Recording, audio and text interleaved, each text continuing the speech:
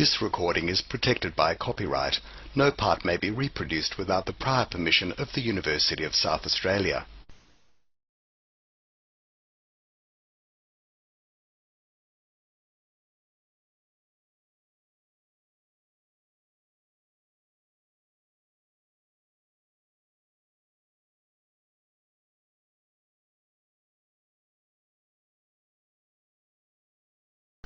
So the last paper is by Stephanie Boyle, and it's recording from the front line the Australian War Memorial's experience of interviewing current serving Defence Force members. So Stephanie has worked in an archive environment, specifically with audiovisual archive collection and preservation since 1997, and is currently the Senior Film and Sound Curator at the Australian War Memorial. The film and sound team acquires and preserves historical film dating from the First World War to the current day, and acquires, preserves and records oral history interviews with both military veterans and current serving defence members. In 2011, Stephanie was deployed to the Middle East to film and record interviews with ADF deployed to UAE and Afghanistan. A short production providing insight into this deployment entitled Collecting in Action is accessible from the Memorial's YouTube channel. So it's another completely different perspective, really. The three papers have been quite diverse.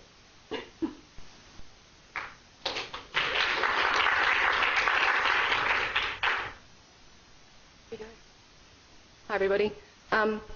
Yes, a lot of people assume that the War Memorial is all about tanks and dioramas, but we have an oral history collection. We have a film and sound collection. About 90% of the sound collection is oral history. And when I came on board about 7 years ago, we had very little representation of recent and or contemporary conflicts, that is to say Iraq and Afghanistan. So I'd like to share with you something of the learnings I've had from recording oral histories with people who have contemporary conflict experience. These are our veterans of tomorrow.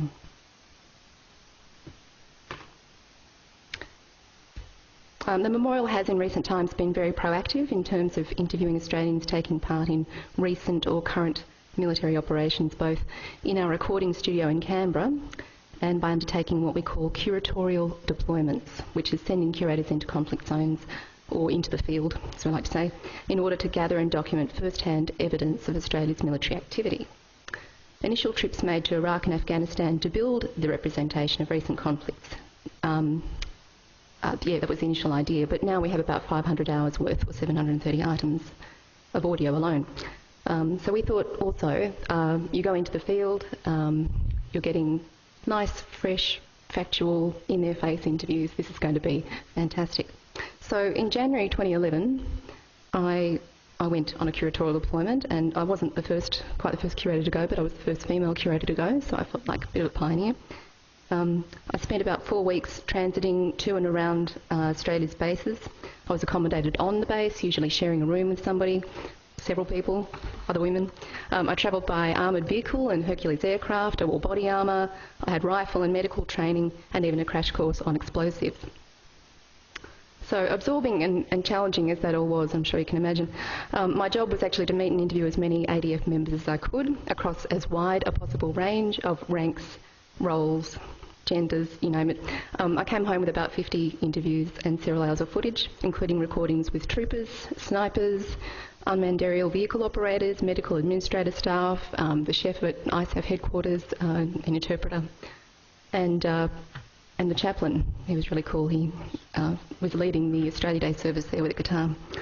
Each interview was based on a template to elicit details about the kind of work they were doing, specific work-related topics like procedures and reporting structure, which is important for things like official history.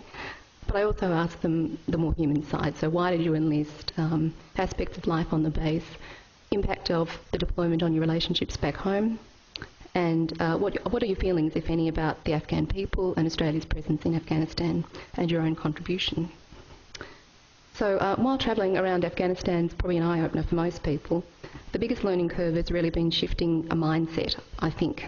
not just my mindset, but that of the whole memorial. So we've had to stop thinking about oral history as something only older veterans do, to something people in their 20s and 30s are doing, people for whom the events they experienced are mere weeks or months in the past as opposed to several decades.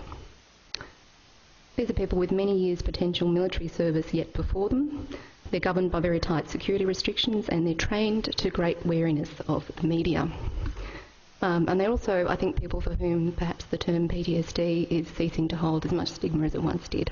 So a lot about our, the nature of our interview subjects has changed.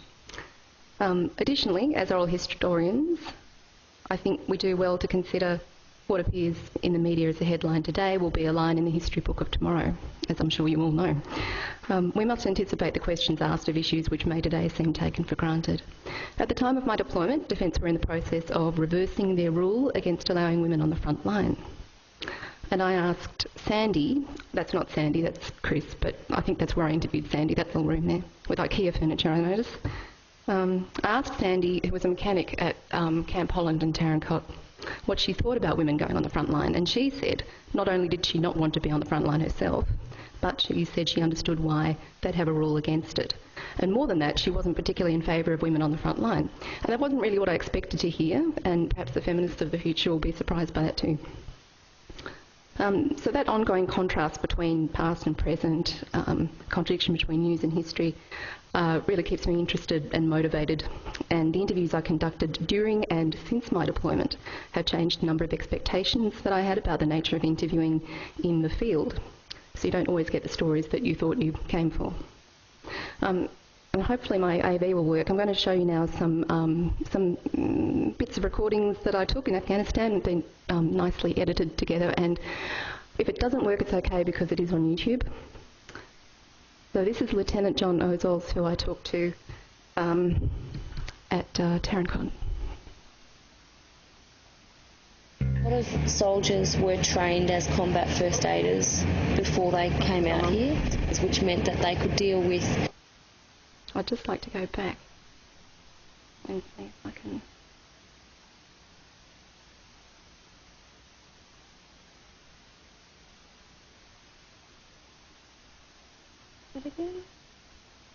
You step outside the war in Afghanistan, you're in a minefield and you're likely to lose your legs within the next 5 minutes. It's definitely the biggest threat, but it is a threat that has probably been, I guess, expanded upon because it is the, it's caused the most casualties, and it's probably something that is very specific to Afghanistan and the Middle East, in that it's something that the enemy has developed over time and it's become their weapon of choice. So Lieutenant Ozols was just hours from taking his rec leave when he found himself being interviewed by me. His remarks about IEDs, I hope you could make that out there, were interesting because they exemplified the frustration that I heard expressed by several interviewees while I was in country about the apparent lack of understanding by Australians at home about the situation on the ground. So he was talking about the assumption that, you know, IEDs are everywhere and you're going to die the minute you set foot off the base, which isn't true. But it's very sadly ironic listening now to Lieutenant Ozols' interview because at the time of his interview there'd been 21 Australian deaths and the 22nd death happened the very next day after that interview. But his statement is no less reasonable or representative, I think, of a wider ADF experience. His statement summed up the fact for me that the day-to-day lives of ADF members are not necessarily characterised by gunfire, explosions and chaos, and I'm sure Ben will tell you that a lot of Army life is about waiting, just waiting. So I'd like to, the next slide is a bit of a balance to the bomb story. This is a nurse that I interviewed. She too was about to go on leave. A lot of soldiers were trained as combat first aiders before they came out here, which meant that they could deal with significant trauma and were ready and apt and, capable of dealing with it rapidly and precisely. We're not saving lives in the Resus Bay. Those lives have been saved a long time before people got to us. And that comes down to your average grunt and your digger, with the support of their combat medic. So that was Erica Van Ash. She spoke to me. She'd been about 36 hours without sleep, and she only had about 10 hours to go before she got up at dawn to catch another plane. But I hope you could hear how strongly she seemed. She was very passionate about the topic just there, which was training Australian soldiers who aren't medically trained, but they're taught how to tie a tourniquet on in the first moments after an IED explosion, for example, and that's saved a lot of lives. I want to introduce you to someone else I got to know quite well, Flight Lieutenant Duncan at Camp Baker, the executive officer there. And it's his job to verify the safety of all Australians on his base in the event of a rocket attack. We're a small nation with a small chunk of people here, and you just look at CAF as a base. At any given time, between 200 and 300, say, people, Australians here, participating in what we're doing. But there are 30,000 people on this base, and it just puts it in perspective. We're 1/100th of the population, and in my eyes, we demand a lot more than 1/100th of the share of the time of the commanders and all the different things around here. Even like the IDF attacks here. The first IDF attack that we had, I could feel the adrenaline rush and kind of the panic, the internal, not really panic, it's not the word to use, but you could feel am I doing it right? Have I got everything covered? Is everybody okay? Have I got the reports right? Am I talking to the right people? Did I record that time? Have I done this? All the little things, just 100 miles an hour through your head. Now, we get a rocket attack and I'm just like, yeah, here we go. Wander over. Yeah. Let's start again. The other night we had the one the other night actually landed. It's the closest we've had to an Australian asset and personnel. It landed within 200 metres of one of our aircraft that had aircrew on it. We had the airload team loading it at the time, and we had people literally in the bus just about to drive out of camp to go get on that plane. 5 minutes later they would have been standing outside the plane 200 metres from where the rocket landed. And that was the one 2 nights ago? Yeah. That was the one that held up us coming back from TK. That's the one. Yeah. So Duncan was telling me why it took about 5 hours for us to fly from waiting for a plane from Tarankot back to Kandahar, and it was because there'd been a rocket attack on the airfield, and a number of people and assets. If they'd been 5 minutes earlier, they would have been hit. The next slide. This is Wing Commander Trevor Gardner, who's a aeromedical evacuation officer. First of all, he talks about, he explains to me what Role 3 is, and that's something you might have seen in the papers, a Role 3 hospital. So I asked him to explain that, and then he talks about family.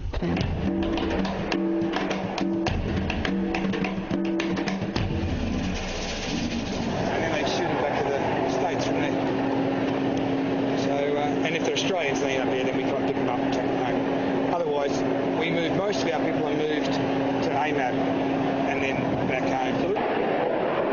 Everyone's been talking to me about Role 2, Role 3 hospital. I still don't know what the difference is though. Just level of care provided. So traditionally, Role 1 is your like your RAP level of care, primary care, no surgical capability. Right. Role 2, where you've got your first level of surgical capability. Yep. And generally speaking, those places like TK, yep. And they're sort of more forward, and they do damage control surgery. So they usually got, it can be as little as one surgeon, one general surgeon, one FP surgeon, one anaesthetist kind of thing. Yep. Get to the Role 3. Now you've got specialist level of care. You've got specialist surgeons, so you've got more of the providers. You've got a general surgeon, maybe a trauma surgeon. You'll have, maxillofacial surgeon. You'll always have a neurosurgeon, ophthalmology. Yep. Some of them have got, ENT, urology, gynae, bigger labs, CT scanners. I missed my little one starting school. I missed my big one starting high school. I actually think my personal opinion is the family's made a bigger sacrifice than we do, because it's my wife's left with the kids and she's working, the kids are at school and they're worried about you, and we're here potentially just doing the business, so you just get into the zone. But the families, I think, do it really hard. I think much harder. I think all the gongs are deserved by the families as much as by the division. Yeah, so Trevor was talking about something a lot of ADF people mentioned to me was, both in Afghanistan and back home, that people who'd built their careers in the army or the other forces, some of them had lost partners because of the demands of their job. But at the other end of the spectrum, there were young people on their first deployment I interviewed, and I had to stop the recording for them. They started crying as soon as they started thinking about their partners and young children at home. When I asked Trevor for his blessing to use his interview in this video, he said he was fine with that because he was always pretty careful about what he said when talking about outside the military, but by which he means media or anyone with a recording device. And by the way, he was a tall man, but I was carrying the camera really low. I had the worst cold ever. They call it the TK cough or the Kandahar cough. The camera was low and so was I. Anyway, back to the point about media. One of the challenges that we faced as curators in the field, if you're a civilian with a camera, people you want to talk to probably think you're the media. They've been trained not to talk to the media or only to give the media a certain spiel. On another trip, 2 of our curators had to be transported for a time for convenience with a group of media people, and they were tarnished by association. It took a while to sort of re-establish a sense of trust with the people they were trying to interview, who just said, "You came in with the media, so why would we want to talk to you?" Yeah, so being seen as media rather than memorial is a problem because it makes people guarded. Another challenge of the field is interviewing the field, I thought, was getting people to understand what it is you're doing there, because while some people, perhaps older people, people who've been serving for longer, instinctively understood why you'd want to record an oral history, but others didn't know, or if they did understand, assumed that their own story would have no value. This was particularly so for younger people who'd been told nothing about why I was there, who I was, and in some cases had just been instructed just to turn up and meet someone from the memorial. They didn't know what it was I wanted for them, so I had to spend quite a bit of time briefing people.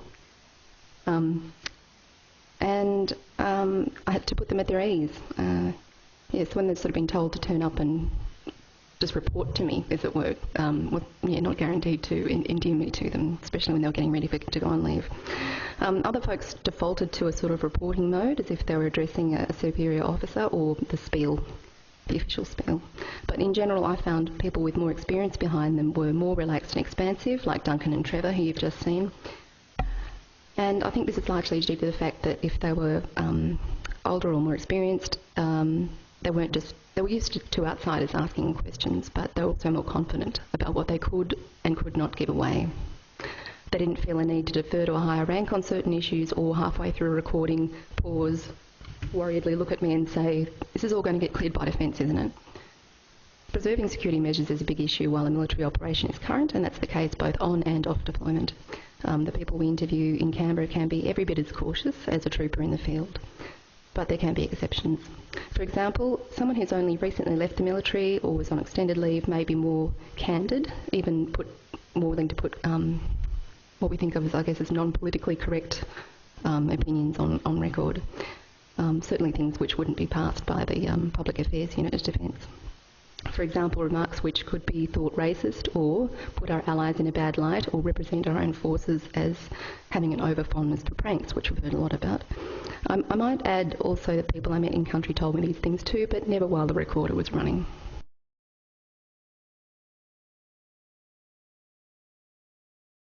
What did I learn? The ADF are very well trained, especially in what not to say.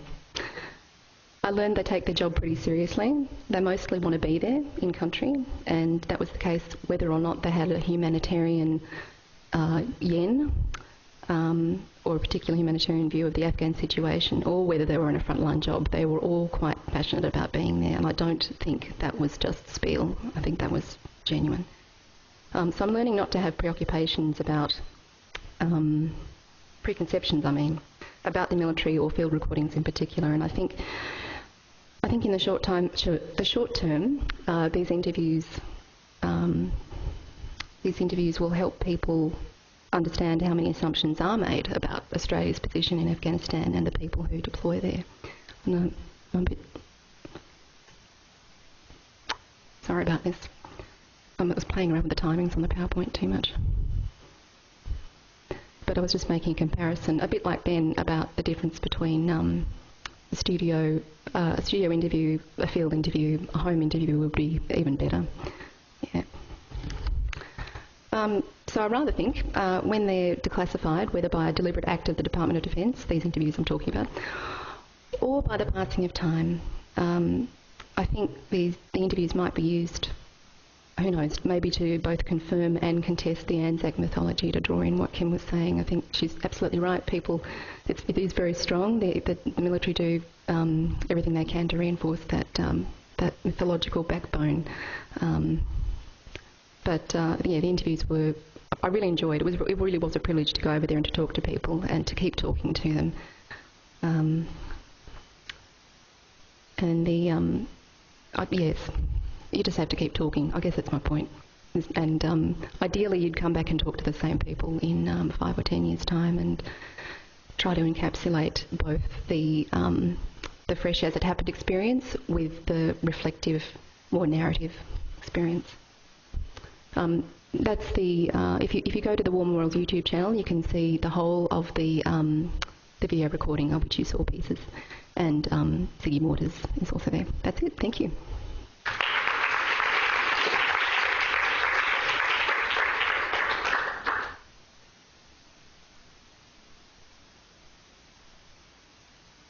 I just think we've been very privileged to hear such a range of papers on this subject. So now we have 10 to 15 minutes for questions. So there we are, first one there. Yep.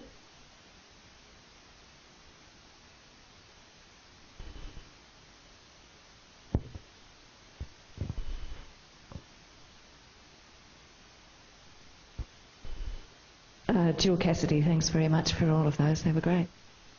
Just wondering, sorry, Stephanie, the last point you made was that nothing is made clear until nothing is made available until cleared by Defence. Is there any sort of time limit on that, or is that always going to be the case, and in 50 years' time you still have to clear it?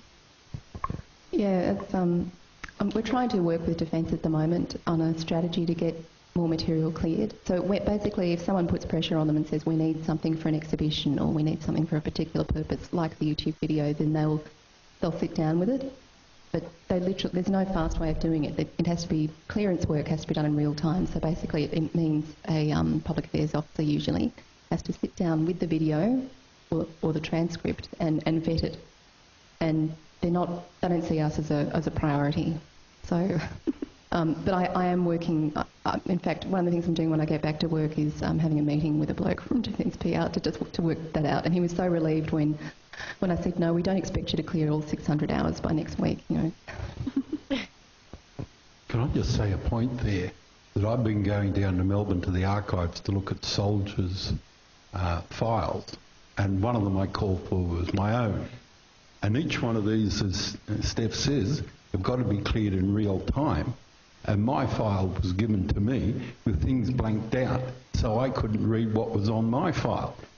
And a lot of the soldier stuff had my signature on the bottom of what had been blanked out. So the rule had been that nothing was released within 30 years. Now that's slipping back to about 2020. So that may change things, but there is this paranoia in Defence that things must be cleared before anyone... I had soldiers telling me that they were still subject, or veterans telling me they were still subject to the Secrecy Act. They knew no secrets, they knew a lot of embarrassments, but no secrets. Yeah.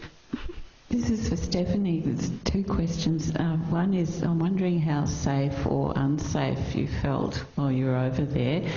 And secondly, if you could comment on PTSD having less stigma and what you found with that. I felt pretty safe over there, actually. We went in winter time, which is usually a quiet time in terms of rocket attack. A lot of the Taliban are farmers, and they go back to do crops and things like that, so there wasn't much activity. And basically I asked people initially in my interviews whether they had anxiety, but I mean, you heard Duncan say at the end of his piece, like initially big adrenaline rush when an alarm sounded, when a rocket came in, but it became so routine to him that he no longer has that adrenaline rush. And I felt foolish asking the question. I pretty soon ceased to ask that question of people about how do they feel. And I couldn't, I would have just looked like a goose if I'd been scared. No one else was scared. So, you know, when in Rome, you know, and the Romans aren't scared, then you act cool. But they didn't, nobody played up to the families at home how many rocket attacks there were. You know, and I spoke to a girl who marked out in her calendar. She was the postal worker and she had a calendar in her office. And she marked out every time there was a rocket attack and every time there was a death. More usually Americans. I don't think any Australians have died on a basis. A rocket attack. Anyway, there were more rocket attacks than we know. So they do tend to keep things a bit quiet. So PTSD was your other question. In field, no one really engaged with that side of things. They just wanted to talk about the work they were doing. They were immersed, and I don't think that was a denial thing. I think that was just a natural human characteristic. I'm busy. I'm in another country. I spend something like 18 hours out of every day working, and I don't have time to reflect. So if anyone talks about stress of the job, it's not till after they come home. So you don't get that in field interviews. But I have seen people break down in the studio, or not a being nervous breakdown, but we have tissues there, and we always say to people before we start, look, this is your story, and you're in control anytime you want to stop. Da-da-da. Thank you all. That was a wonderful session, really provocative and thoughtful. I suppose for me, one of the threads that ran through all three papers that I thought was really interesting was around the significance of the time of the telling, from Ben's interviewees 40, 50 years after the fact, Kimberley's maybe 10, 15, a bit less, some still serving in the ADF, some have left, and then Stephanie's, in the field, they're in the middle of a war zone. And I guess I wonder if each of you could just reflect on the difference, the impact of those different times of the telling and of the lapse. I mean, the difference between still in the ADF, out of the ADF, a short period of time, and the difference is that as things happen in their own life, they maybe in the Ben's interviews shift into a stage of life review, but also attitudes and I guess popular and cultural representations of their conflicts shift over time as well. So I just wonder if each of you could just say a little bit about the ways in which the time of the telling was significant, and I guess for Kimberley and Stephanie, if you go back and interview these same people in 30, 40, 50 years, how do you imagine the contrast will be?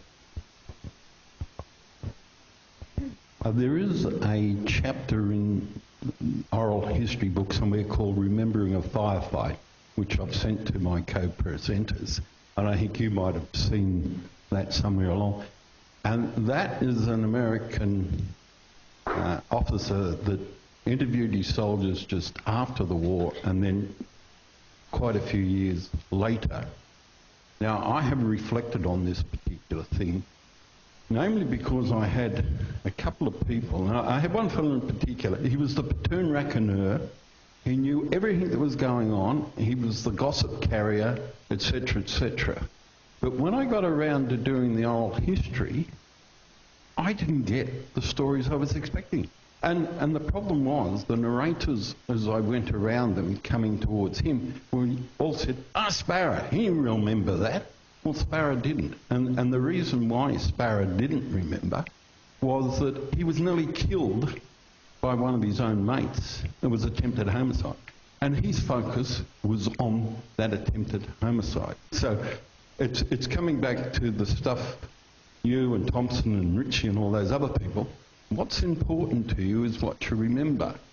Now, if I debriefed these blokes earlier, I think I would have got an entirely different story. And in fact, one of the reasons why senior officers don't like diggers' stories is that when they debrief them in the battlefield, the diggers not only give them the facts and the times and all those things, but they give them their feelings, their emotions, and it's all mixed up in amongst the stuff that staff officers don't want anything to do with, right? They're sitting behind the Y drinking their cups of tea. Here comes these fellas, hyped up, well and truly.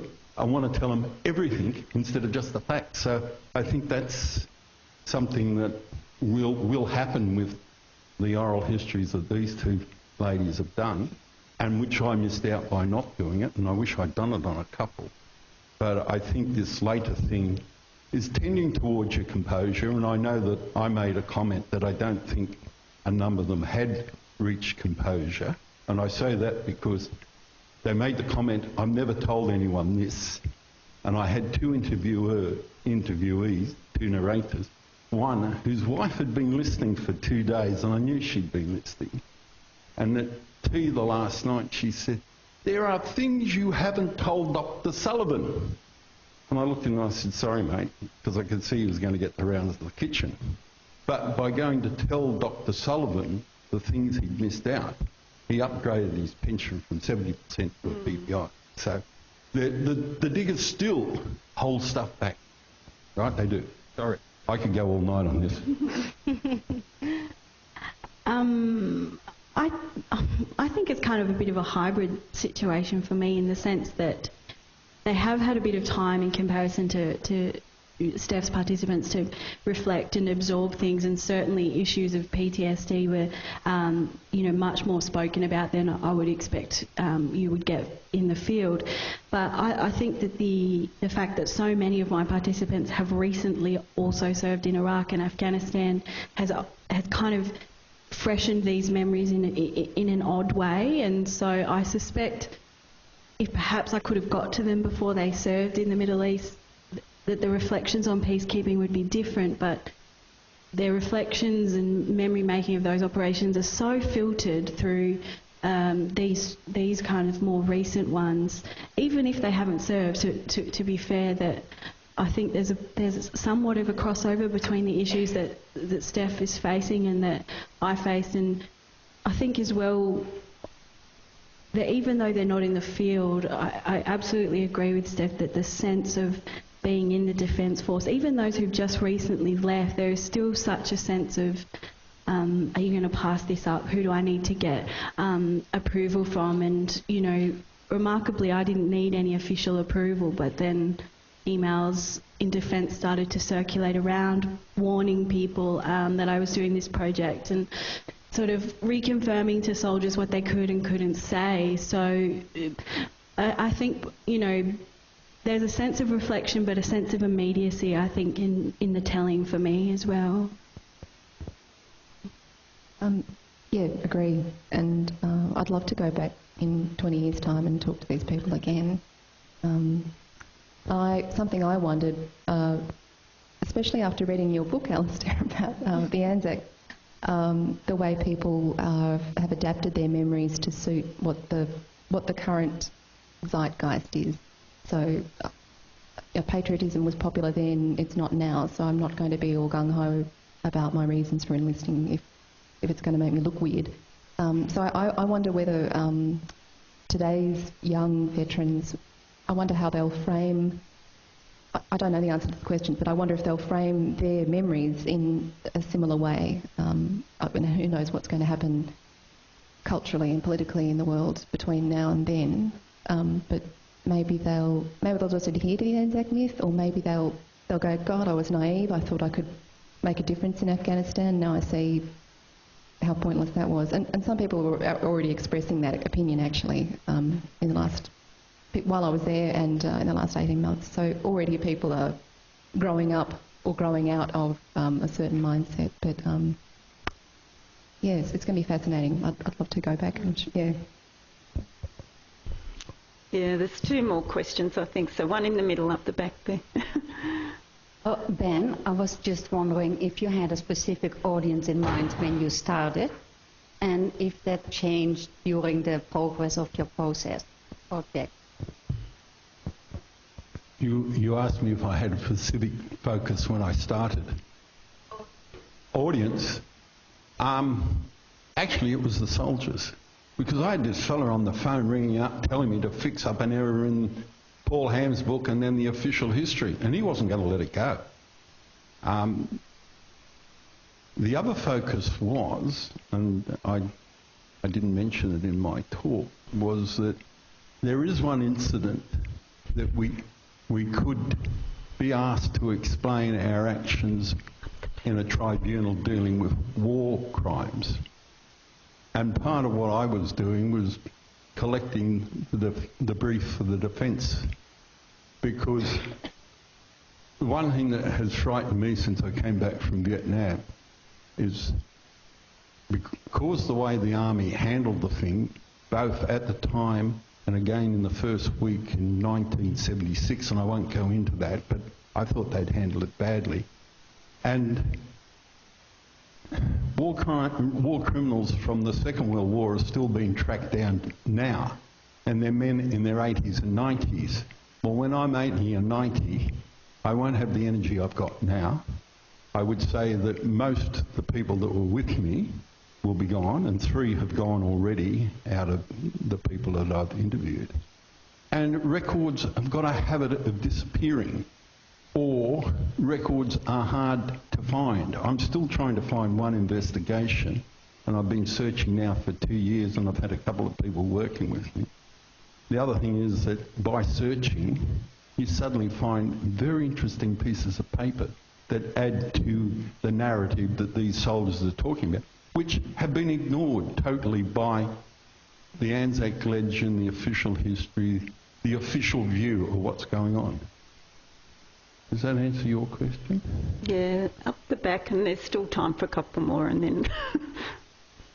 Thank you for the 3 panellists. That was really interesting. My question is about blogging and I guess the interviewer and their use of social media, etc., while you're working. Because I noticed, for instance, Stephanie, you've got a blog on your site about the experience when you were over there, and I wondered if that's cleared by the Australian War Memorial, the content, what you write. And I just wanted you to sort of reflect on the experience of contacting people or people telling their stories now, like Ziggy, I guess, without, no one from the ADF is going to stop him from writing his music or telling his story through YouTube and things like that. I mean, they're not going to have the control that they used to have over people serving and not serving, and the stories that they would tell. And I guess for Ben and for Kimberly, who are still researchers, I wonder if you keep a blog of the experience or reflective process as researchers, and who do you share that with? Are they open to other people to be able to look at, or do you keep that closed, or do you not do it? I'll start because my answer's easy. I don't blog because I don't really know how to.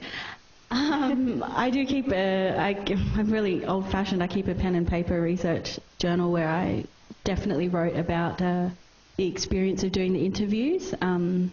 Probably less so for Ben, but I think anybody going into a military environment who isn't used to that, it's a unique experience. There's a lot to sort of process. So I keep a journal, but not a blog. I'm not sure how feasible for me it would be to use social media or keep a blog, just because the participants have such a range of things they've consented to and not consented to. So I'm not sure even if I knew how to do it, if I would necessarily do that at this point. Yeah. I didn't write. I think the one you're referring to is the War Memorials blog, and I wrote a piece for that blog. So it's not my blog per se, but I did keep a journal when I was travelling around Afghanistan, and a colleague of mine who also a curator, she did actually do a blog while she was there, and but I'm not sure. I don't think it's a public one. I think we had the link, blah blah, and she said that all the photo images that she'd put online were vetted by the defence people before she put them up, and a lot of my photos that I took have been catalogued, and they're part of the War Memorial collection now, and they're online, but they too were vetted. And so there's a whole bunch of stuff. We're just sitting on a mountain of stuff that may never get cleared. And there's good reason for some of it too. Like they don't want the enemy to be able to see what the inside of a Bushmaster looks like. And then a picture that looks innocuous to you or I, they wouldn't use because it shows how close the aerials are in two adjacent vehicles, and that's what helps protect them electronically. So there's all sorts of things that they have to look for, and rightly enough.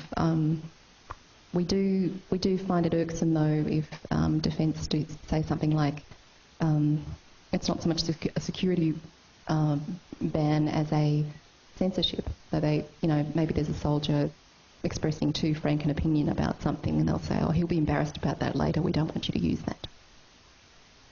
So that's something that only maybe time, changing fashions, and a colleague of mine recorded an interview with a trooper in a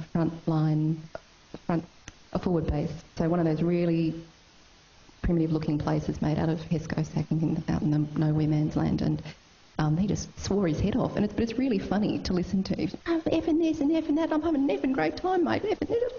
And it was very funny because you could tell the bloke he was not swearing at anybody or anything. He was just, that's how he expressed his passion. But we probably won't be putting that in the galleries anytime soon. I don't blog. I have a little bit of a problem with the narratives I've taken so far because there's still sensitive stuff in those tapes. And I had one bloke who gave a beautiful narrative, and he accused me of, he came to me and asked could he go on leave, and I said, yes, you can go on leave and take so-and-so with you and get him pissed, which I do believe, but he then said, and get him laid. And that would offend my Catholic sensibilities. But at that stage of the game, I might have been that angry with God that I may have said it. So I'm not denying that. But I don't think the bloke whom he took off the leave, his wife or family would like to hear the details that are in the rest of that. So I've got to go through all my tapes very carefully and make sure that stuff doesn't come out that's going to offend people who weren't there, and people who have been working on eggshells for bloody years. So that's one thing. I do, however, have a group of people that I trust.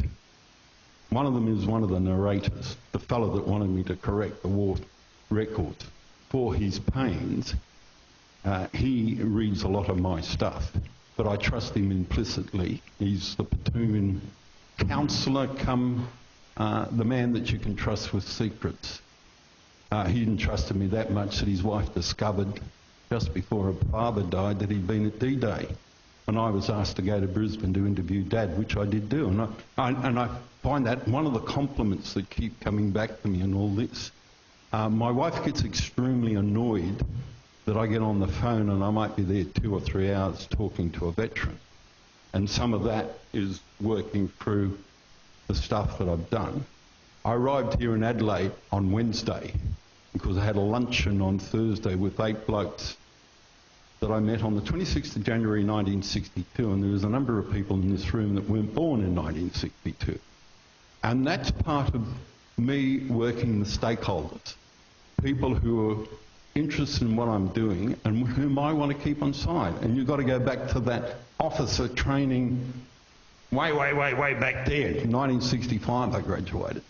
And I quite regularly go to luncheons in Canberra, and we now discuss military history, particularly our own, quite regularly, which they never did before I turned up. So I'm doing those things, and in some ways that's a very private blogging. And the other thing is, I'll make a very personal admission, I do go off to a retreat house every now and then. I've got a spiritual director who knows all about the Vietnam War, a lot, and a lot more than maybe ever published. So. All right, I think we're up to the last question. Just there. Yeah. Thank you very much for your session, all three of you. I'm the daughter of a man who fought in World War II, and I'm impressed that these soldiers and peacekeepers are willing to talk. My father never did, until the very end of his life, when a cousin of mine managed to get a few things down on paper. But it wasn't the things that we wanted to hear. There was none of the emotion or the impact, simply facts that the ship went to such and such a place at such and such a time. And it was 50 years after the end of the war, when there were celebrations, that he finally took out his medals and we discovered that he had them. So I'm very impressed to find that these stories are going to be on record. But I have a question. You've all mentioned about people getting distressed. When I did my Masters, the Ethics Committee was very, very strict about my having to organise counselling for anybody who showed any emotional distress. And I'm wondering whether those sorts of rules have applied to the research that you're doing. Thank you. I just would say that point of people talking. I want to say that a lot of the people in my project, I'm the first person they've spoken to, so I don't know if there's a lot more talking going on, or if it's just these specific oral history environments that entice people to talk. I'm not sure. In terms of counselling, yes, the ethics committee at the ANU certainly had concerns about this, and they, I made contact with the VVCS, and they were kind of agreed to be the referral counsel service. Now, the first time that this happened, I kind of had the details and I gave it to the soldier, and he's like, "You've got to be bloody kidding me." He's like, "You're young enough to be my daughter." He's like, "Don't give this to anyone else."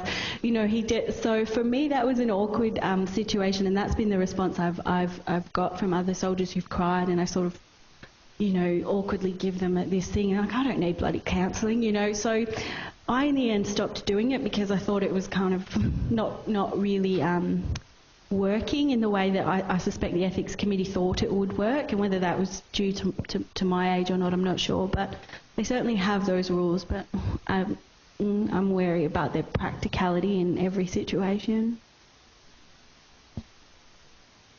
Yeah, I don't really have anything to add to that. We don't have an ethics committee. And I did raise this with HR.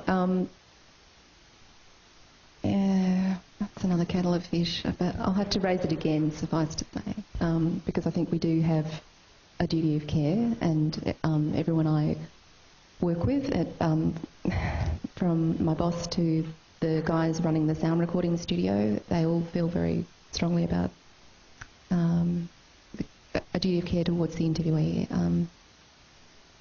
And we, as I said before, we work very hard to instill in the interviewee the understanding that it's in their control, whether they continue with the interview, whether they come back, how they control its release and its copyright. It's all up to them. And I think I would find it difficult to say to somebody, well, here's the number for VBCS, because they already know. And so I think, there's no easy answer to that question.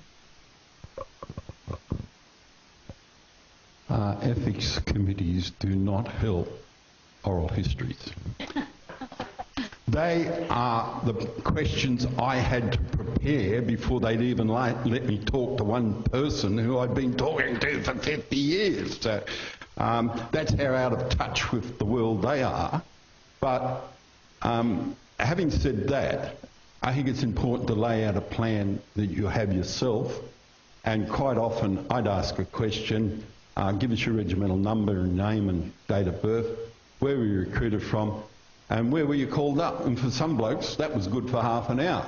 And then I might go back to that if I got lost, but I just started the questions from that. That was keeping the ethics committee happy, not me or my soldiers. The other thing about the VVCS, we had a little ritual before each interview started. One was, I was usually asked, well, what do you want me to say, Skipper? And I'd say, I want your story.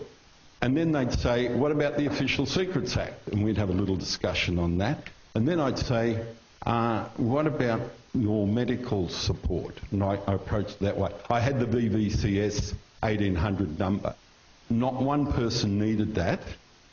I would say somewhere about 90% of the people I interviewed were able to tell me their GP's name, their psychiatrist's name, and their psychologist's name. And as I pointed out there earlier in one of these answers, the missus said, you haven't told Dr. Sullivan, who happens to be a psychiatrist in a regional Queensland town. So that part was done. The other thing is that because I had a long history with these guys, some of them had approached me about their problems previously. One bloke, on a bloody Saturday, I was all ready to go to the tab and he wanted me to sit down. 3 hours later, we finished talking. None of the horses came home, thank God. And I said, look, mate, you have to go and see a counsellor. I come back the following year and he says, come down and meet Willie, my counsellor. You know, this is how far some of them went. And I said, look, he's your counsellor. I don't need to talk and don't want. He said, you got to. I said, no. Anyway, he manoeuvred, and soldiers are pretty good at manoeuvring unsuspecting officers into doing things that the soldiers want. He said, come down and have a cup of coffee. You can go and read the papers over the road. He pulls the car up right outside the door of the counsellor. I don't know how he arranged it, but he arranged it. He said, just come in for 1 minute and have a chat to Willie. I said, only 1 minute. An hour and a half later, the counsellor's program for the day is buggered, and the bloke walks out and he says, oh, you discuss things with the counsellor I never do. So, you know, part of what I've been doing, hopefully, is to get them to expand what they'll tell anyone, including their counsellor. But again, the numbers said, I have never discussed what I've spoken to you with anyone else. And a lot of them, the next morning, said, I've had the best night's sleep since I left Vietnam. And even better still, I had one partner who said, I didn't want you to come. And I thought a lot during these interviews, well, tell me something I didn't know. And she said, Vic has had the best night's sleep since we've been sleeping together. And I thought, that's an A1 plus pass. Okay. Well, I think that's a good note to finish on. And we thank you all very much.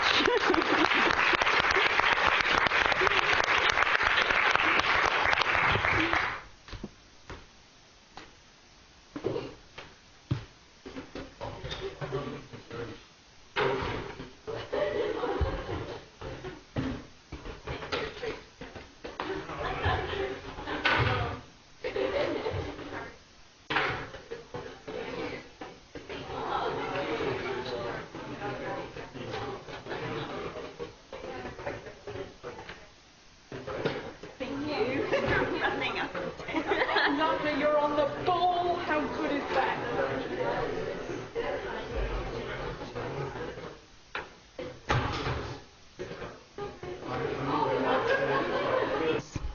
She hung up her pointe shoes and performed as a flamenco dancer. Late February 1970, Aviva was offered a tour. 2 weeks later, she was in the thick of the Vietnam War, entertaining the troops with a rhythm and blues band. She knew the tour would be life-changing, but had no idea how. One of the most common exclamations one heard as an entertainer in Vietnam was, "This is a war zone, baby." In order to deal with the consequences of the trauma she experienced, Aviva developed her own method of teaching voice, dance and breathing together, coining the term vocal dance while living in Amsterdam in the 1970s. Aviva will perform and discuss the development of her one-woman oral history show, This is a War Zone Baby, Improvise, covering various aspects of her life and her attitude towards her body. We'll have questions at the end, if that's okay with everybody. Thank you. Please welcome Aviva.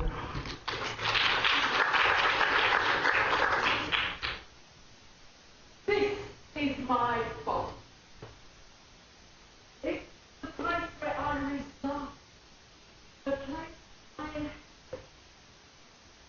This is the body I have the privilege of using while I'm on the. My body is my territory. It's my own.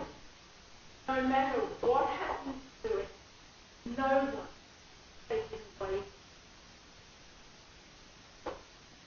My body, my function, is earth.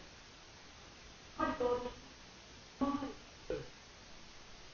There is a connection between the earth, our earth, and the rest of the universe.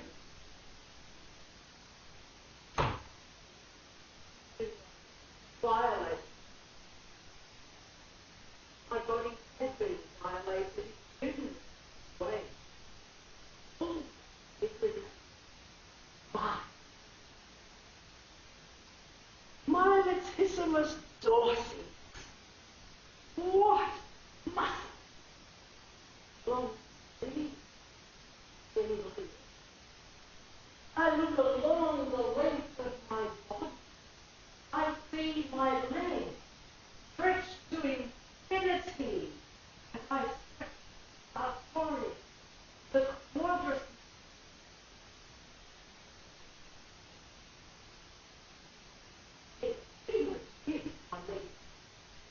I have such shapely legs. I'm very attached. I love them, complete with varicose veins. The defects in my feet that have effects on my legs as well. And now, hot, getting water, cold, routine, really, it's different. More than power. My legs are power.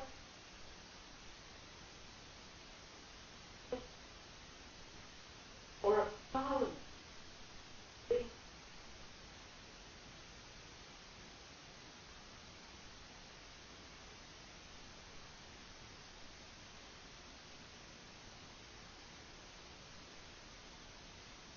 We human beings, we can oppose and talk things, and that enables us to do things with our body that others they enable us to express well as tight, broad, pink, heels, red. There are my breasts. What breasts I have! If you doubt the power of creative visualization, let this be a lesson to you. I was in my early teens, and they were bugging. I would lie in the dark, and I'd imagine myself with breasts like Jane Mansfield. Well, speaking of breasts, years ago, I faced my son. On the grass around the local swimming pool, I injured my leg. Anyway, the local district board, right, get me in and out of the bath. Now, I'm having 3 children. A beautiful thing. A lovely woman. And she said, have you always had big boobs, Avita? I said, no, Jude, only since I'm 13. I'm very attached to them. Very attached. Oh, it's my the place where I live, the place where I love.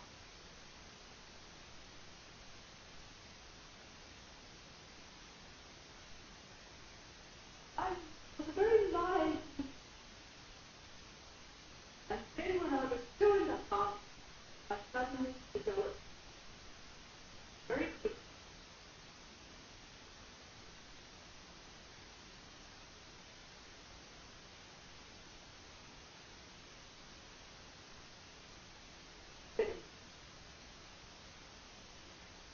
I had gone from being a rather moist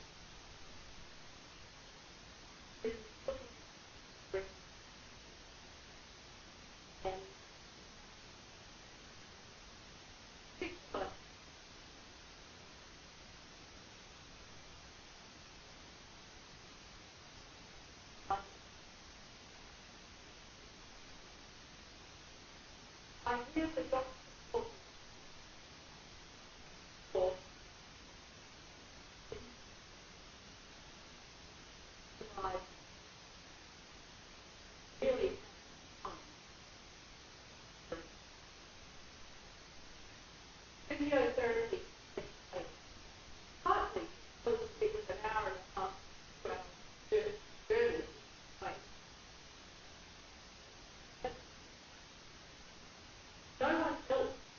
the whole world had to learn to breathe.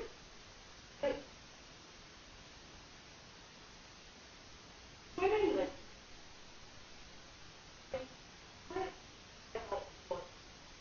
You can't breathe your head in the water, out of the water, like that.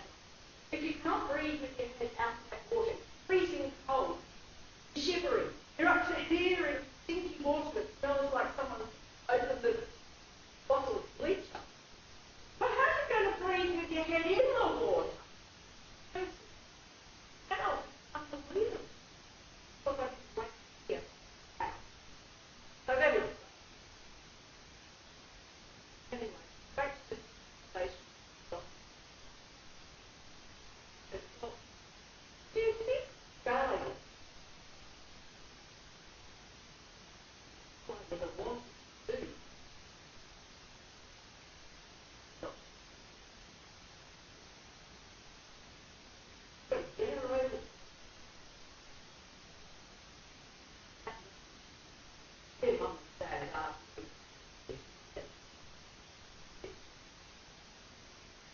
But that hadn't wanted to come. It came from a long line of travel. Long line of difficult families.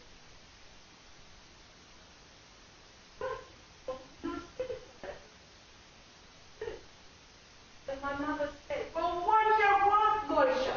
A religious corpse? But that was the opposite. This is May, who, as it turned out, had done. Now, the first thing that are very confusing, and turned around to but that was all right, I thought. And then she like it was father. La la la. Seeing it. I know, I just put it that pressing the buttons might not work and all the rest of it in the middle of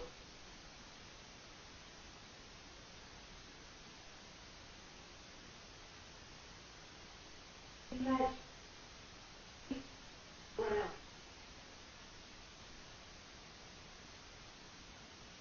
This balloon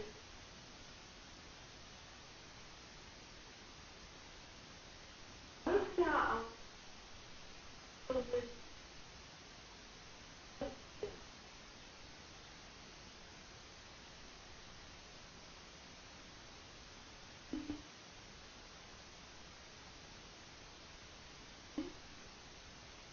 Open our arms and watch the balloon.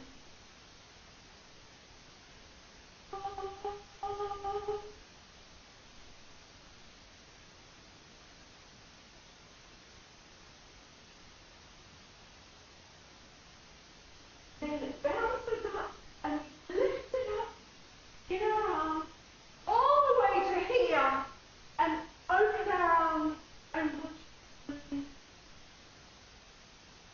And see this balloon up my arms and lift here, open my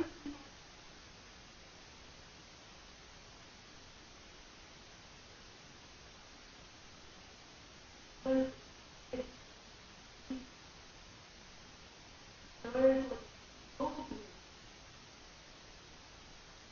No one told me. For the first time in 5 years, my diaphragm muscles and my lungs have bloomed. From the very first LAS, this is right?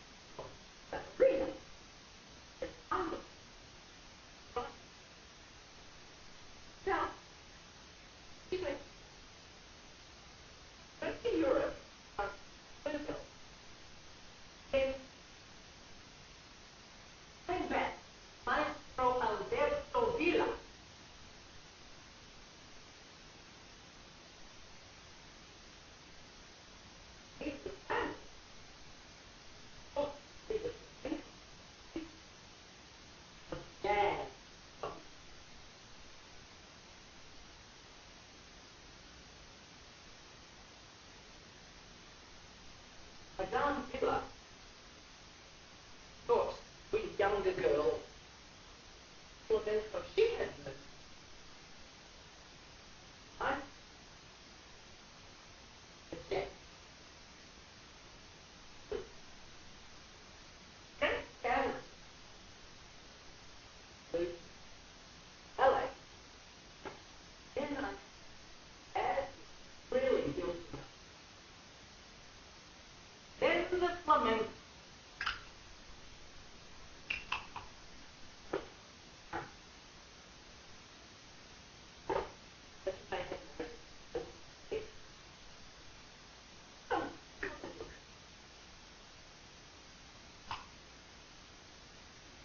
So I don't do flamenco standing up anymore.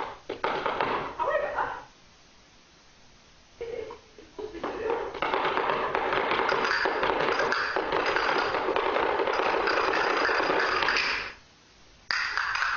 I mean, we have to prove it.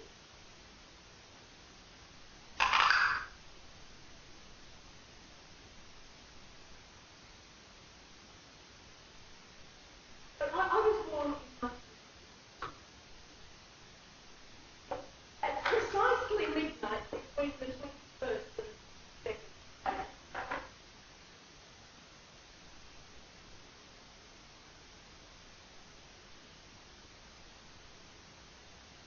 Anyway, I left school at 14 in bed. Had a qualified ballet. And when I graduated, I put up my point shoes and I went around the theatre with my 10x8 block with my posters. Just what I've got a lot. I've got to work on Ellie and all. Great.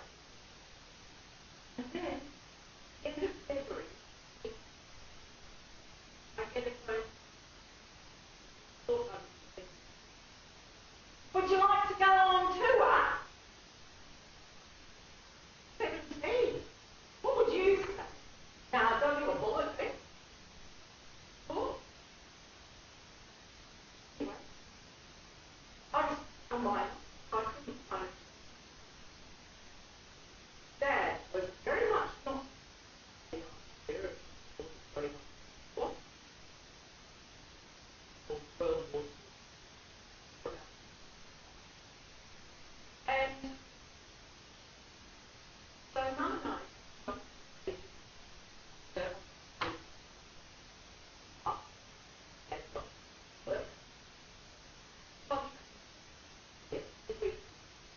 there I was in the thick of the Vietnam War, entertaining and flamenco.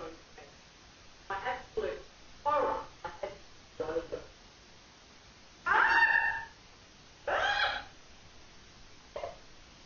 Anyway, one of the many things she didn't say was, I was thinking, she had no idea of swimming.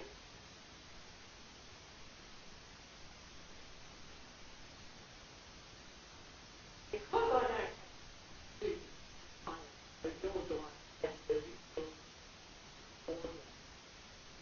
we're going to fast forward here in the mix. We are now in central China. Enormous.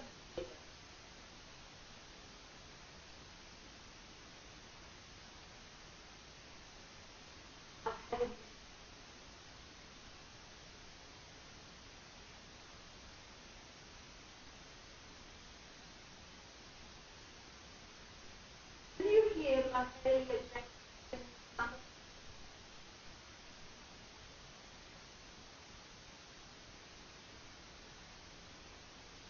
My school villa went down school. I went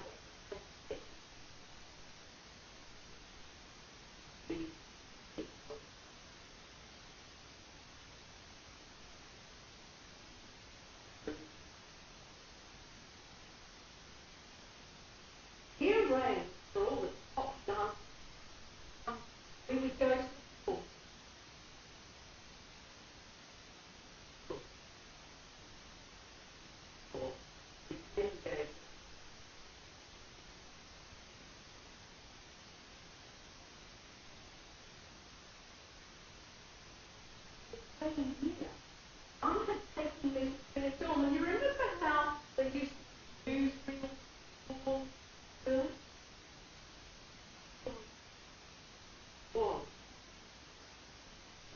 Washington,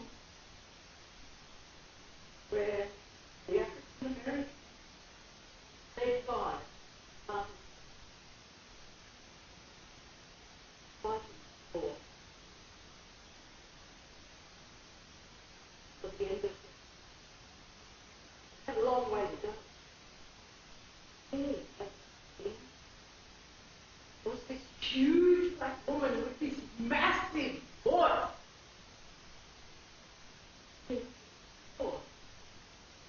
Couple that with this incredible black American dance theatre and watching them give the lessons.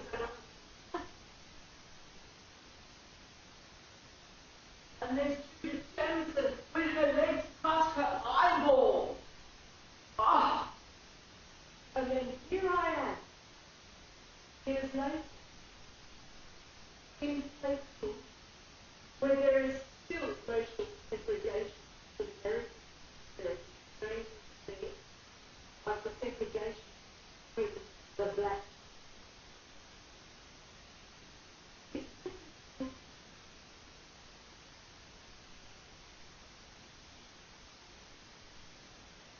I have had the new and the band is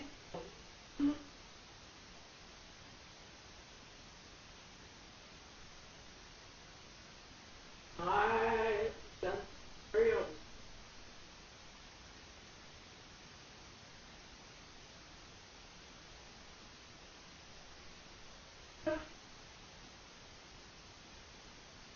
But this is the time of passing.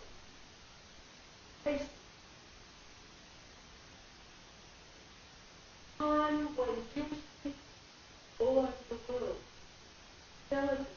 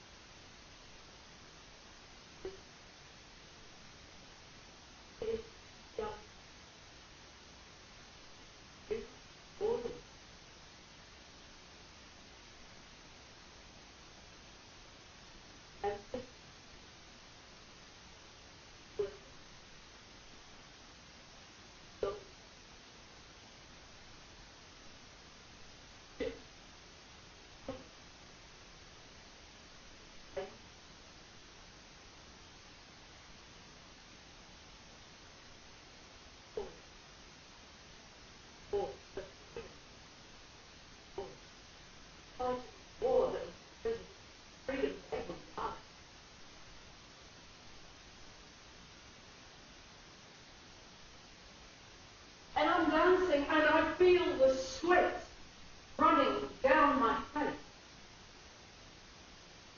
Salt water stinging my eyes, and I don't know whether it's the tears because I'm missing my family. This was or because I'm in this vile war situation, or because I feel the connection with these guys in the audience,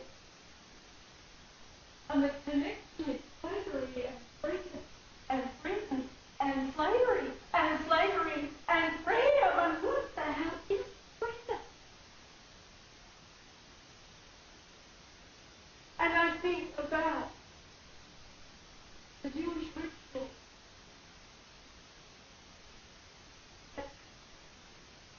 of dipping parsley and eating it to remind us.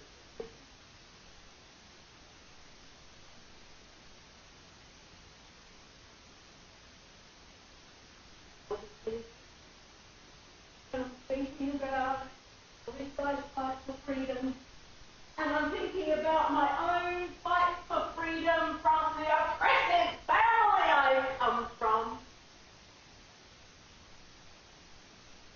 Freedom to breathe. And they're on their feet and they're shouting because they love what I'm doing. They can feel it. And they've got their black power bands on. One hand is in the black, other is in the fist.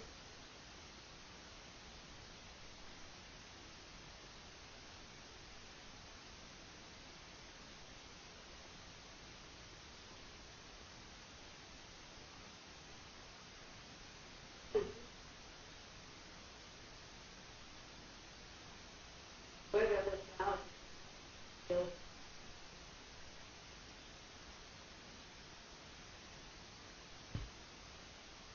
Well,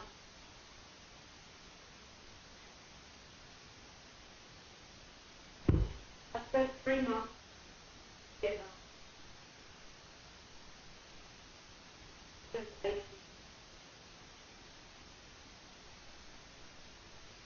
Then I go home. I am so excited to get home.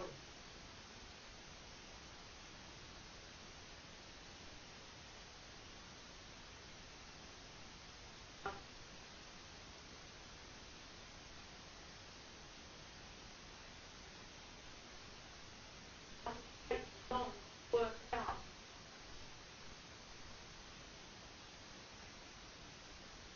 But it pays to shut up about having been get numb because then you get labelled prostitute. After all, everyone knows that dancers are prostitutes. Well, really nice evidence and laws that lead.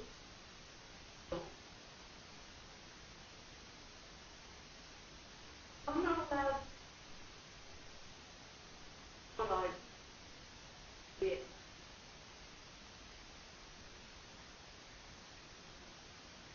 I'm not allowed to talk about this form-based and as the water talking about the dog I saw with 2 thumbs.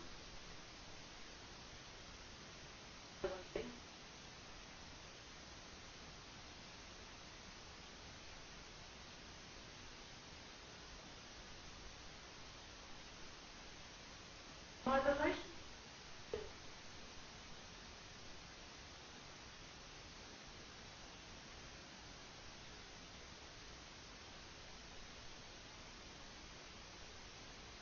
When I had really bad attacks, Dad would hold me in his arms. He would rock me. My head on his chest. He had a bass baritone voice. Not unlike Paul Rose. And that would be so soothing, having my head on his chest and feeling the vibrations of his voice.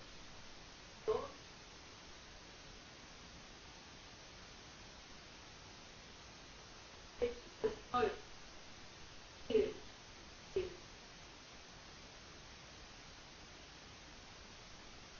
Breathe on. And pouring this book. I find it.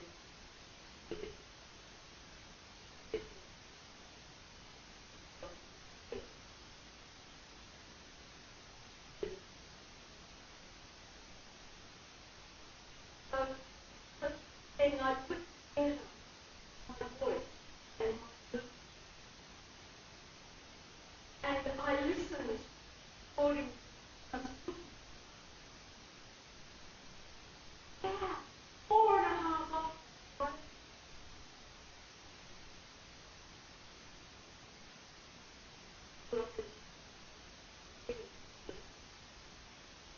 Work out how I could spend.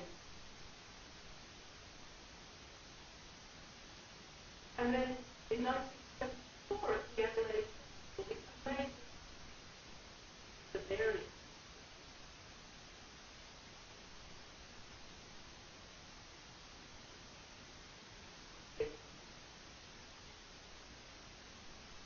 These amazing influences, and I'm putting them all together, like focus on. And when I'm really angry, when there are no words, there is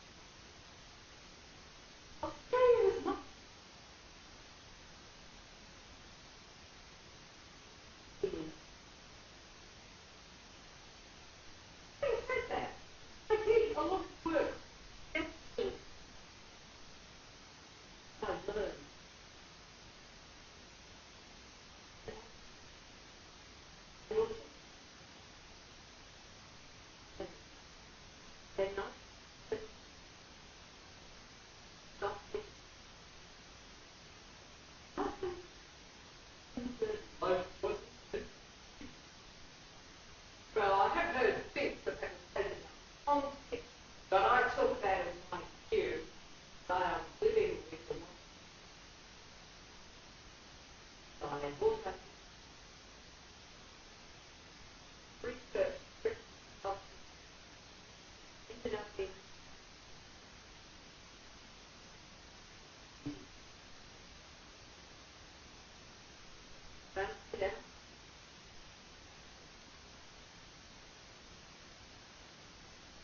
which wasn't useful. And if I had that now, I'd be really excited about it. But then, well, I was I did not give it. But it was great. And working with these incredibly huge backstage.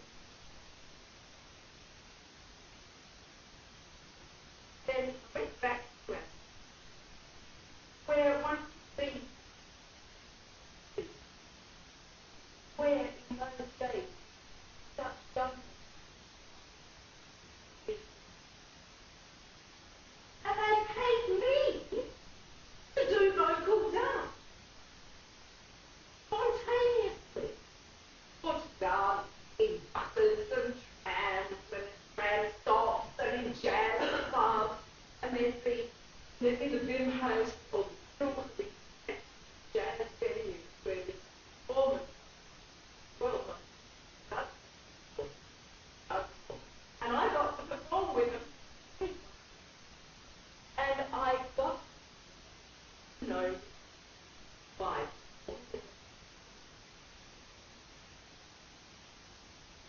Just look.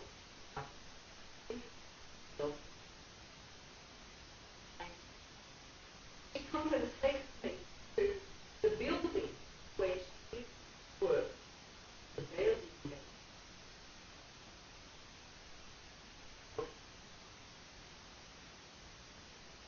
I start modeling.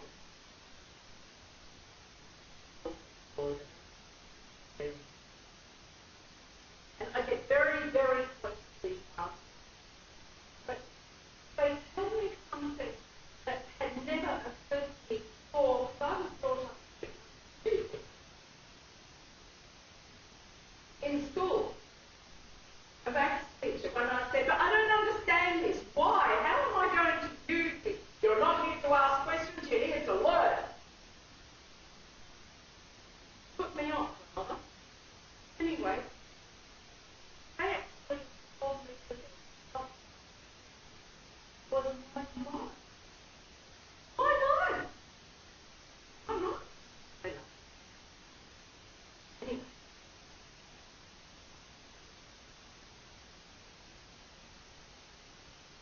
Tuesday afternoon,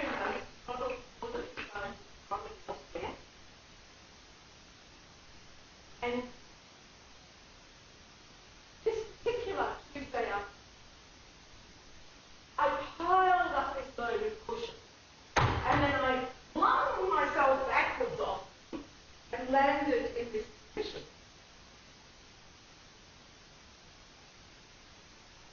The thing I loved most about modelling was A, it was really good. I loved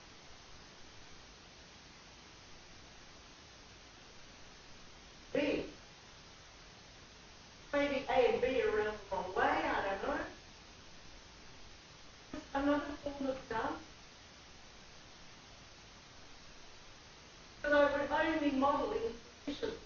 You know, I would never sit like a normal human being. And the artists loved that I could do all these really interesting.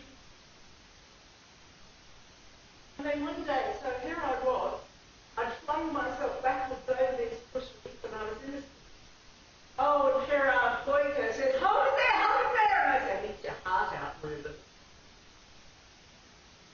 After a few minutes, I said, I think I should move out of this. It's not actually full enough.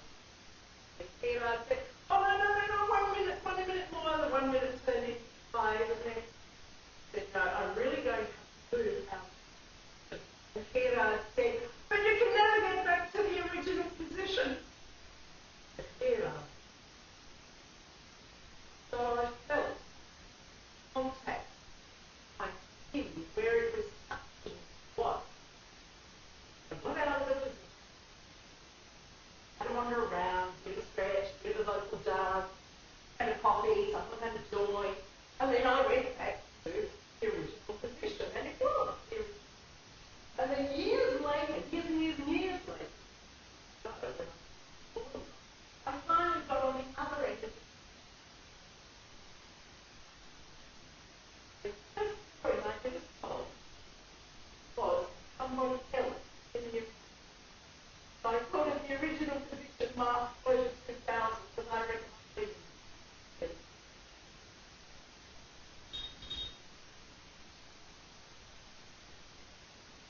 Now,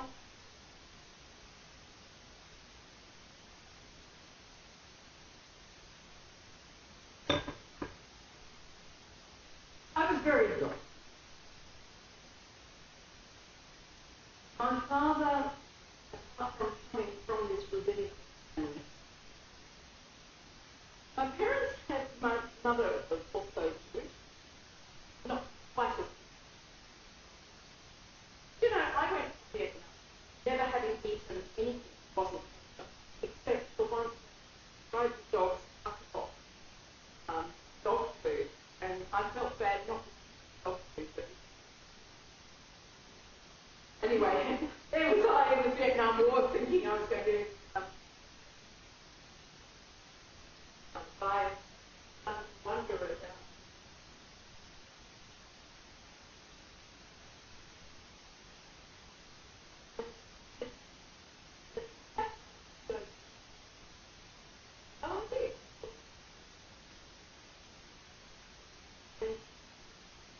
I had a lot of interesting experience there. I stayed in university rabbi who had a synagogue in San Francisco called the Upper Mountain. When I turned up there, called Sister Abada. Anyway, I lived there and I'd gone to work after my service, which was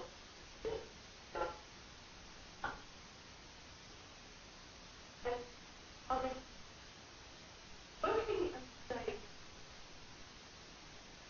resort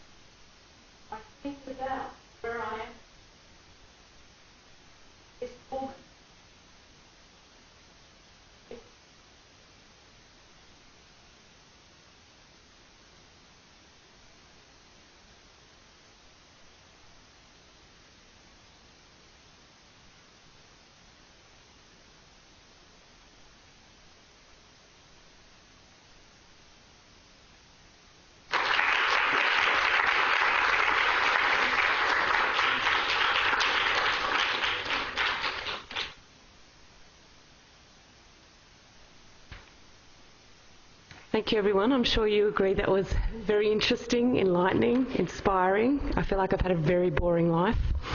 We'll take a few questions. I can start the ball rolling if you want me to. And we've got a microphone. Do you think you need the microphone? Yes? I'll bring it round if we... Yep. Okay, yeah. And if you could just introduce yourself before you ask a question, that would be fantastic. So do we have any questions for Aviva? Yep. Everyone hear everything? Yeah, that's good.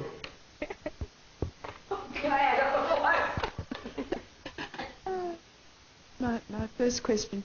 We had a bit of a conversation a little bit earlier, and I think you said something about the war being in your body.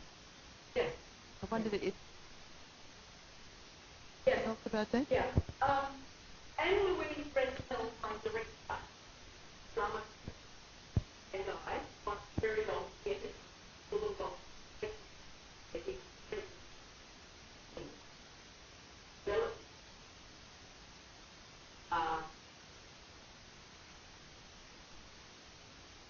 Anne Louise, remarkable oral historian.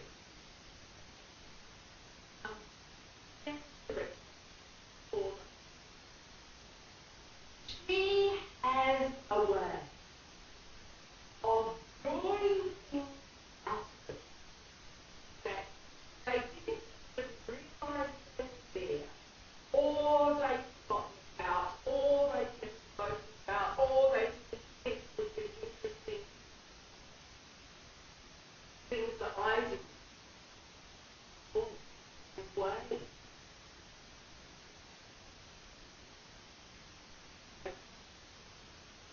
So we were, I want helpful, put those together, and you have to know what it is, practice, what's for, what you want to do, what you and how can you form it that builds such bridge? So there isn't this great plexiglass barrier with the audience forming. No.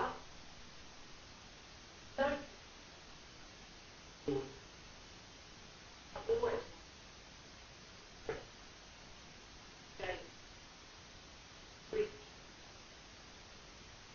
So this is what we work, and so many working with that I realised. One of the things I want to is how the war affects the book and my body of war. There are stories that I haven't heard. That's very much my body.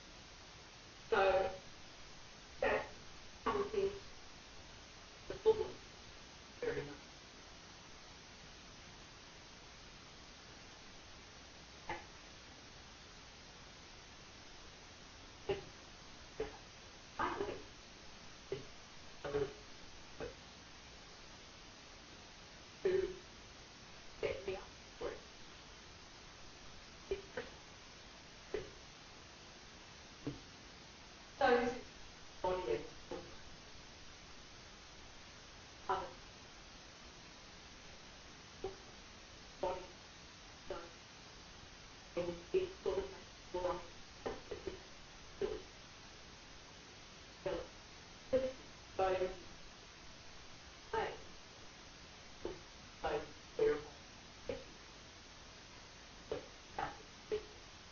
yeah, no. I turn me around, but don't get me to stand still and don't get me to walk.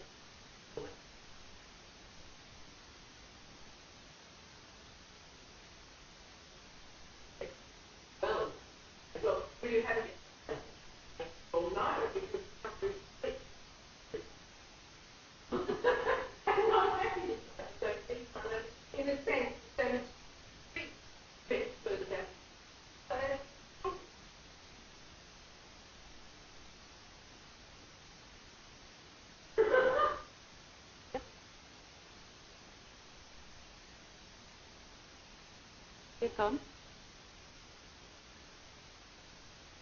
Thank you, Aviva. My glasses on sight, you see who I'm looking at properly. Hi. I was really moved by what you did. Thank you so much. And I was interested to find out if you could tell us maybe a bit more about your father. You said he served in the war, and I was wondering if he was here or back somewhere else at the time. And yeah. My parents stayed in Melbourne.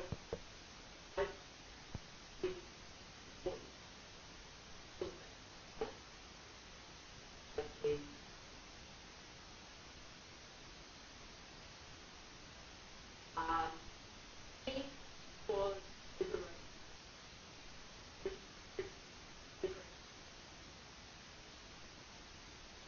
And then liberated from Belgium, Holland, Germany. That came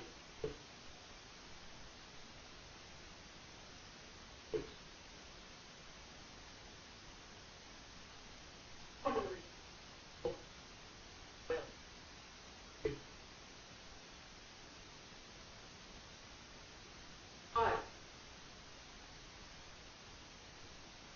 Oh.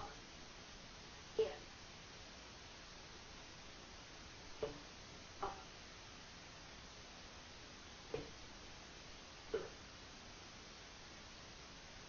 Yeah.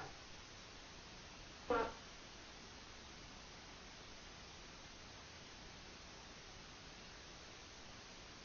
the concept of freedom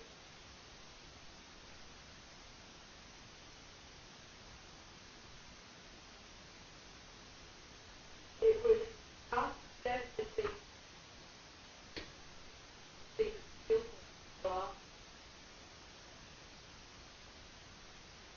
that first game which we neither of us thought period. Then I think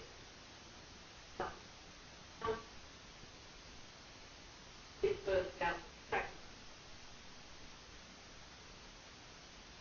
We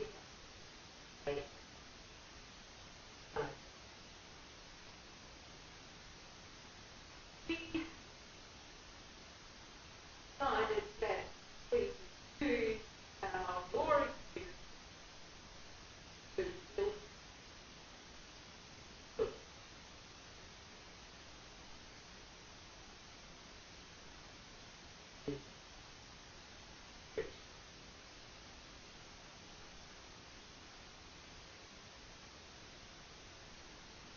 build here up that side of the was the was for the line. Then, oh, if I have finished writing, and I've had a sense that it's nearly ready.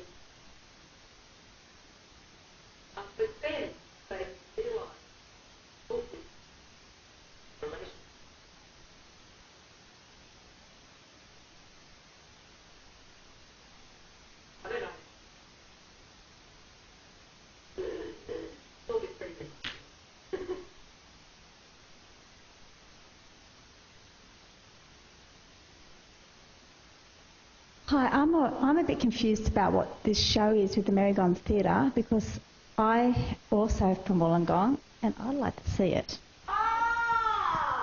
Well, me too. April